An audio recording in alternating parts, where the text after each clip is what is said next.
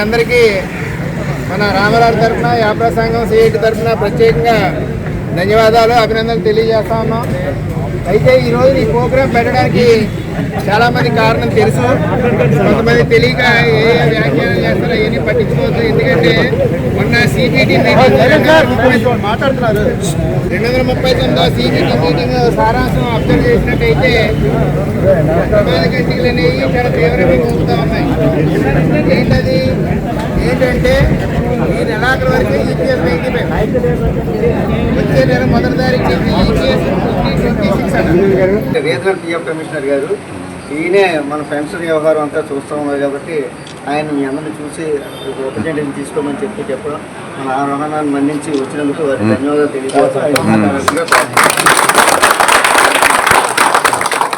Already ఎవరైతే demand notes వచ్చాయో demand notes వచ్చిన తర్వాత మనకు 3 నెలల లోపల కట్టాలండి. 3 నెలల లోపల కట్టిన తర్వాత మనకు వాళ్ళకి పెన్షనర్స్ అయితే రివైజ్డ్ పెన్షన్ వస్తుంది, లేదా సర్వీస్లో ఉన్న వాళ్ళకైతే వాళ్ళకి ప్రావిడెంట్ ఫండ్లో మనీ అనేది పెన్షన్ ఫండ్లోకి వెళ్తుంది. రిటైర్మెంట్ అయిన తర్వాత వస్తుంది. ఇది రూల్ అండి.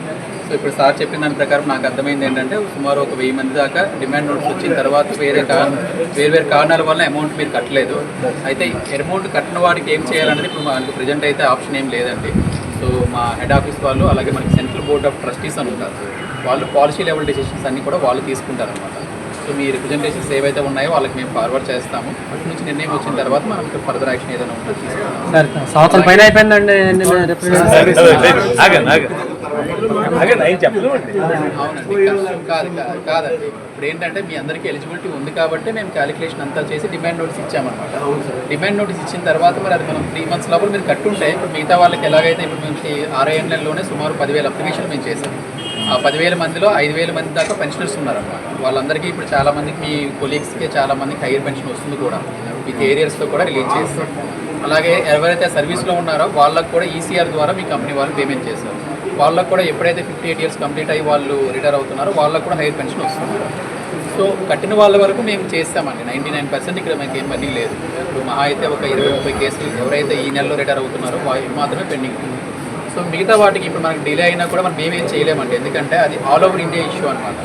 ఎవరైతే ఈ 3 months లోపల కట్టలేదో వాళ్ళందరికీ కట్టాలనేది ఆ నిర్ణయం అనేది మనకి సెంట్రల్ బోర్డ్ ఆఫ్ ట్రస్టీస్ వాళ్ళు తీసుకోవాలి. దాంట్లో కొన్ని లీగల్ కాంప్లికేషన్స్ కూడా ఉంటాయి. సో ఇదంతా కూడా మనకి ఎందుకంటే సుప్రీంకోర్టు 2022లో ఒక జడ్జిమెంట్ ద్వారా మనకి ఆప్షన్స్ అన్నీ వచ్చాయి. సో ఈ నిర్ణయం ఏం తీసుకోవాలన్నా కూడా వాళ్ళకి లీగల్ ఒపీనియన్స్ అన్నీ తీసుకొని చేస్తారు. కాబట్టి మనం మీరు ఏదైతే రిప్రజెంటేషన్ ఇస్తారో మేము ఫార్వర్డ్ చేస్తున్నాము. అటు నుంచి మనకి నిర్ణయం వచ్చిన తర్వాత మనం మళ్ళీ ఇక్కడ మళ్ళీ యాజ్ యూజువల్గా మళ్ళీ రివైజ్డ్ డిమాండ్ నోటీస్ ఇవ్వడం కానీ ఏదైనా చేయొచ్చు. 4 వాళ్ళు మళ్ళీ రీఇష్యూ చేస్తారు కదండి. 4కి మిగతా ఒక కేసు టు కేసు డిఫరెంట్గా ఉంటాయండి. ఆ కేసులో ఎందుకు ఇచ్చారనేది మాకు తెలియదు. బట్ ఏదైనా కూడా హెడ్ ఆఫీస్ వాళ్ళు సేమ్ డైరెక్షన్సే ఉంటాయండి. ఆల్ ఓవర్ ఇండియా సేమ్ డైరెక్షన్సే ఉంటాయి. 2 years పైన తిరుగుతున్నామండి. ఇది విషయం ఏం చేస్తామండి. డిమాండ్ నోటీస్ అప్లై చేయలేదంటే మనం చెప్పొచ్చండి. డిమాండ్ నోటీస్ వచ్చిన తర్వాత కొత్తగా అసలు ఆప్షన్ సబ్మిట్ చేయని వాళ్ళకి అనేది మ్యాక్సిమం మనకి ఇప్పుడు తెలియదండి. ఎందుకంటే సుప్రీంకోర్టు మనకి 4 నెలల్లో టైం ఇచ్చిందండి. 2022లో జడ్జిమెంట్ ఇచ్చేటప్పుడు సుప్రీంకోర్టు 4 months లోపల అప్లికేషన్ సబ్మిట్ చేయాలని ఇచ్చింది. సో ఆ సుప్రీంకోర్టు జడ్జిమెంట్ బేస్ చేసుకొని మనకి ఈపీఎఫ్ఓ హెడ్ ఆఫీస్ వాళ్ళు ఆప్షన్స్ కాల్ఫర్ చేస్తారు. సో మళ్ళీ ఇప్పుడు కొత్తగా ఆప్షన్స్ కాల్ఫర్ చేయడం అనేది మరి అది కోర్టు నిర్ణయం బట్టి ఉంటుందండి. అది మనం ఏం చేయలేము. సో మీరు కూడా అర్థం చేసుకోవాల్సింది ఏంటంటే ఆర్ఓ విశాఖపట్నం అనేది ఫీల్డ్ ఆఫీస్ అన్నమాట. మనకి ఏదైతే అక్కడ డెసిషన్ తీసుకుంటారో అది ఇంప్లిమెంటేషన్ వరకు మేము చేయగలం. పాలసీ లెవెల్ అనేది ఇప్పుడు మా చేతుల్లో కూడా ఉంటుంది. వాళ్ళందరికీ కూడా తెలుసు అండి, ఇవన్నీ విషయాలు వాళ్ళకి తెలుసు. సో వాళ్ళు కూడా వాళ్ళ లెవెల్లో వాళ్ళు ట్రై చేస్తున్నారు. So hope for the best అండి. చెప్తున్నారు వాళ్ళు అక్కడ మాట్లాడుతున్నారు. అయితే అదే సమయంలో కోర్టు కూడా వెళ్ళమని మన సిబిటీ మెంబర్స్ కూడా చెప్తున్నారు. కాబట్టి దానికోసం కూడా మనం ఒక ఆలోచన చేయడానికి ఏర్పాట్లు అనేవి చేసుకున్నాం. ఏదేమైనా సరే మనం అంతా కూడా సీనియర్ సిటిజన్స్ మన కష్టాలన్నీ కూడా చాలాసేపు చూసారు కదా. దాదాపు ఒక 20 నిమిషాలు అరగంట పైన మొత్తం మామేశ్వర గారు కానీ, లేకపోతే మన సుందర్ గారు కానీ, అలాగే హుస్సేన్ గారు కానీ, నేను కానీ, మన నారాయణ కానీ, మన ఎవరు సంపూర్ణం కానీ, మన నాయుడు కానీ, వీళ్ళంతా కూడా ప్రాపర్గానే రిప్రజెంట్ చేస్తాం. ఈ కష్టాలన్నీ కూడా ఆయనకి మొత్తంగా చెప్పడం జరిగింది. మన కష్టాలు తీస్తే ఎందుకంటే మేము అదే చెప్పాం, మీరు అందరూ కూడా ఎంత వయసు వాళ్ళు వచ్చారు మీరు ఒకసారి వచ్చి చూడండి అని చెప్తే వచ్చి ఇక్కడే తీసుకోవడం జరిగిందంటే మిమ్మల్ని అందరూ తీసుకొచ్చారంటే అక్కడ తీసుకురావడం జరిగింది. కాబట్టి మనకి న్యాయం జరుగుతుందని చెప్పి ఆశిద్దాం. దానికోసం మేము విడిచిపెట్టాం, దీని ఈ యొక్క ప్రాసెస్ అనేది కంటిన్యూ చేస్తాం, మేము ప్రజలు అనేది కంటిన్యూ చేస్తాం. అవసరమైతే ఢిల్లీ వెళ్ళి సిబిటి మీటింగ్ టైంలో సరే గట్టిగా ఆ ప్రజలు కూడా చేయడానికి మా ప్రయత్నం అనేది కొనసాగిస్తామని చెప్పి మీకు తెలియజేస్తాం. 95 నెలాఖరికి అయిపోతుందా అంటున్నారండి? ఈ నెలాఖరికి అయిపోతుందా అంటారు? ఇప్పుడు ఎక్కడ కూడా రాజకీయం అది చెప్పాలా? 95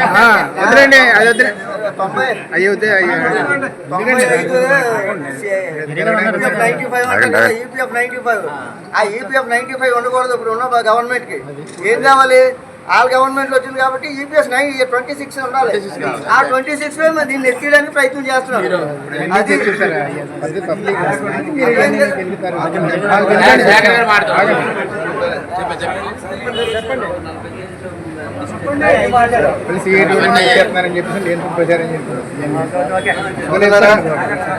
ఈరోజు రామారావు గారు నాకు ముందే మనం ఫోన్ చేసిన హైదరాబాద్ ఉండగా ఇంతమంది సీనియర్ అంటే అందరూ కూడా ఎంప్లాయీస్గా ఉండి మన సర్వీస్ అయిన తర్వాత వివిధ వృత్తుల్లో కానీ రిటైర్డ్ లైఫ్ కానీ అందరూ కూడా ఉన్నారు.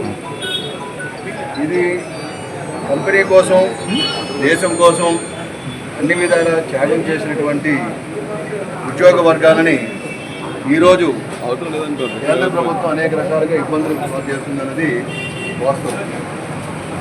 అన్ని విషయాలు ఆయన అవినాష్ కుమార్ గారు ఆర్టీఎఫ్ ఉన్న ఆయన్ని కలవడం జరిగింది, ఈయన కలవడం జరిగింది, అలాగే విజయవాడలో వాళ్ళు కలవడం జరిగింది.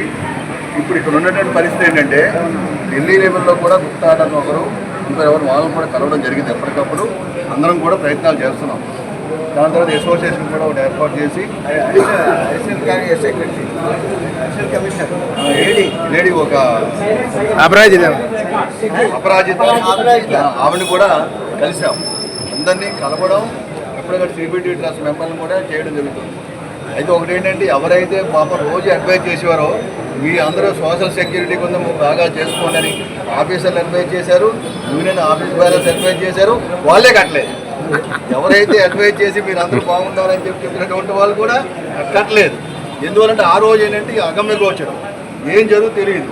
దాని తర్వాత రిటైర్ అయిన తర్వాత కొంతమంది ఇల్లు కట్టుకోవడమో, కొంతమంది పెళ్ళిళ్ళలో, లేకపోతే రకరకాల చదువులో, లేకపోతే ఇంకో రకరకాల అప్పులు తీసుకోవడమో, వీటన్నిటి కూడా వెళ్ళిపోవడంతో కొంతమంది డిమాండ్ లెటర్స్ వచ్చినా చాలామంది కట్టలేకపోయారు.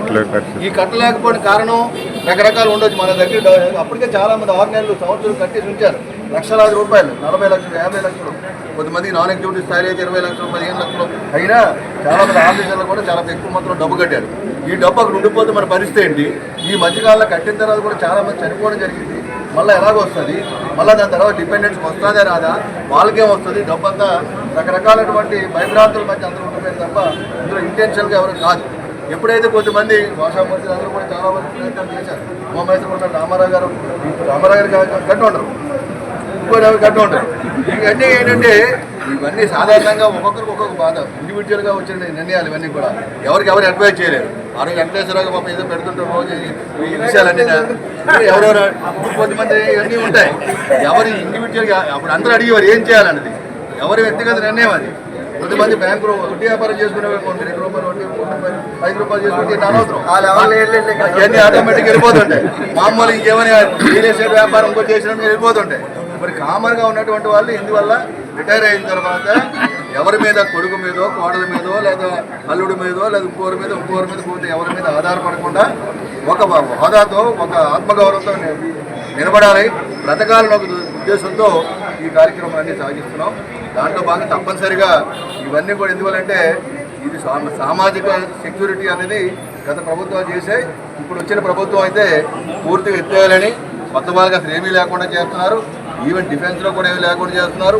రైల్వేస్లో కానీ, బ్యాంకింగ్లో కానీ పబ్లిక్ సెక్టర్స్ ఎత్తేయాలనే ప్రయత్నాలు జరుగుతున్నాయి. విశాఖపట్నం స్టీల్ ప్లాంట్ పరిస్థితి కూడా అదే. దానికోసం రకరకాల ప్రయత్నాలు చేయాలి. రాత్రి కూడా ఒక మీటింగ్ పెట్టుకున్నాం, మళ్ళీ పెద్ద ఎత్తున కార్యక్రమాలు చేయాలని. ఆ కార్యక్రమాల్లో కూడా మీరు ఏ విధంగా అయితే కావాలనుకుంటున్నారో మీరు కూడా అప్పుడప్పుడు ఆశీర్వదించండి. కార్యక్రమాలు జరుగుతుంటాయి.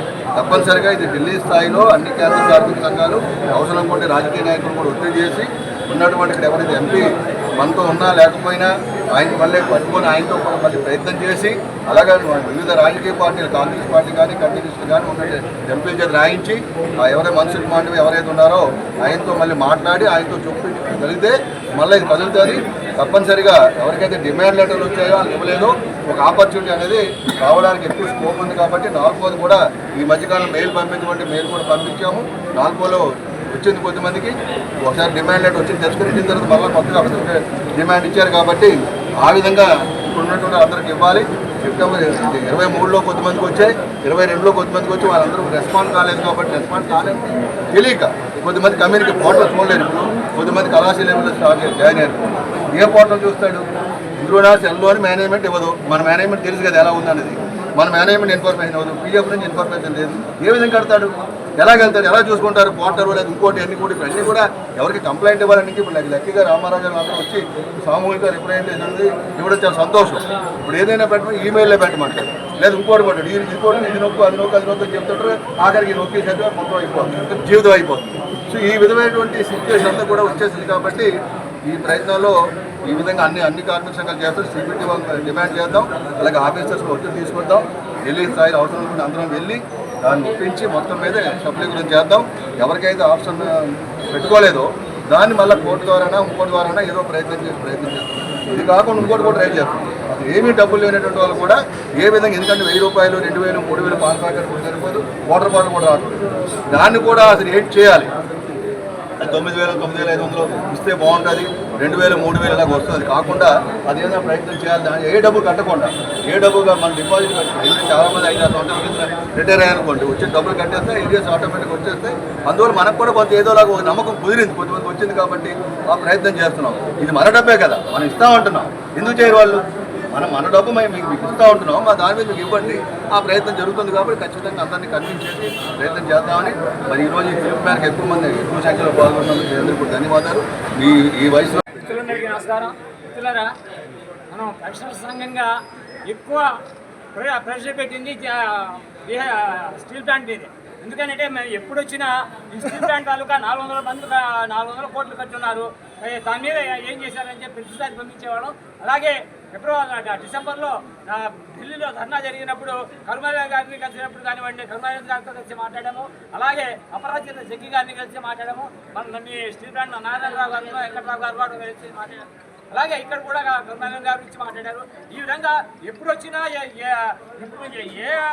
ఎన్నిసార్లు అయినా మేము ఎక్కువ కాన్సన్ట్రేషను స్టీల్ ప్లాంట్ మీద ఎక్కువ పెట్టేవాళ్ళం. ఎందుకంటే మీ ఈ ఆపరా సంఘం అధ్యక్షుడిగా మీ దేనబంధు గారు ఉండేవారు. ఆయనే ఎక్కువ ఈ స్టీల్ ప్లాంట్ మీద కాన్సన్ట్రేషన్ చేసి ఎక్కువ బాగా ఇచ్చేసాము.